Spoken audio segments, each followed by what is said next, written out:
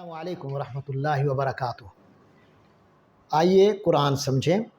سورۃ البقرہ آیت 117۔ اعوذ باللہ من الشیطان الرجیم، بسم اللہ الرحمن الرحیم۔ بدیع السماوات والارض وَإِذَا قَضَىٰ أَمْرًا فَإِنَّمَا يَقُولُ لَهُ كُن فَيَكُونُ۔ صدق اللہ العظیم۔ بدیع، یہ لفظ اردو میں ایک لفظ استعمال ہوتا ہے بدعت، اسی سے یہ بدیع ہے۔ ابدع یبدع ابداعا ہوتا ہے۔ ابداع کے معنی ہوتے ہیں کسی چیز کو بغیر کسی مادے کے تخلیق کرنا، کسی موجود مادے کے بغیر کسی چیز کو تخلیق کرنا جس کی کوئی بنیاد ہی نہ ہو۔ لہٰذا دین میں جو بدعت کو گمراہی قرار دیا گیا، تو بدعت سے مراد ہے ایسی چیز جس کی دین میں کوئی بنیاد ہی نہیں ہے۔ اور بدیع اس ذات کو کہتے ہیں جو کہ بغیر کسی مادے کے کسی چیز کو تخلیق کرتے ہیں۔ پہلے سے وہ مادہ موجود نہیں تھا، خود ایک چیز کو پیدا کر دیا، تو پیدا کرنے والے کو، اس طرح پیدا کرنے والے کو بدیع کہیں گے۔ تو فرمایا بدیع وہ پیدا کرنے والا ہے بغیر کسی نمونے، بغیر کسی بنیادی مادے کے، السماوات آسمانوں کو، والارض اور زمین کو۔ تو اللہ تو تخلیق کرنے والا ہے آسمان و زمین کو، اور وہ بھی اس طریقے سے کہ اس کے لیے کوئی بنیادی مادہ بھی پہلے موجود نہیں تھا۔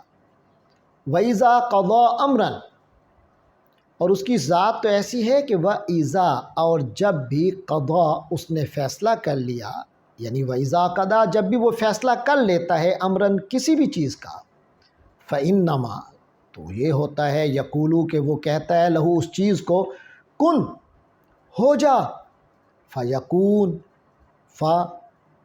پھر کانا سے کن تھا فعل امر تھا، اور یکون فعل مضارع ہے۔ فا کے معنی تو، پس، پھر، یکونو کانا سے، کانا وہ ہوا، یکونو وہ ہوتا ہے، فیکون تو وہ ہو جاتا ہے۔ اللہ فرماتا ہے کن ہو جا، فیکون تو ہو جاتا ہے۔ یا کن بھی ہمیں سمجھانے کے لیے فرمایا، ورنہ اللہ تو فرمایا اللہ کا ارادہ ہوا اور کام ہو گیا۔ تو فرمایا بدیع السماوات والارض، اللہ تعالیٰ تو آسمان و زمین کا موجد ہے، بخیر کسی مادہ کوئی موجود نہیں تھا جس سے اس نے خود آسمانوں کو تخلیق کر دیا، اپنے فیصلے سے، اپنے ارادے سے ہی آسمانوں کو تخلیق کیا اور زمین کو تخلیق کیا۔ وَإِذَا قَضَىٰ أَمْرًا، اور جب وہ کسی بھی معاملے کا فیصلہ کرتا ہے، فَإِنَّمَا يَقُول تو نہیں ہوتا کچھ سوا اس کے کہ وہ کہتا ہے کہ ہو جا، یقول لہو کن وہ اسے کہتا ہے کہ ہو جا، فَيَكُون تو وہ ہو جاتا ہے۔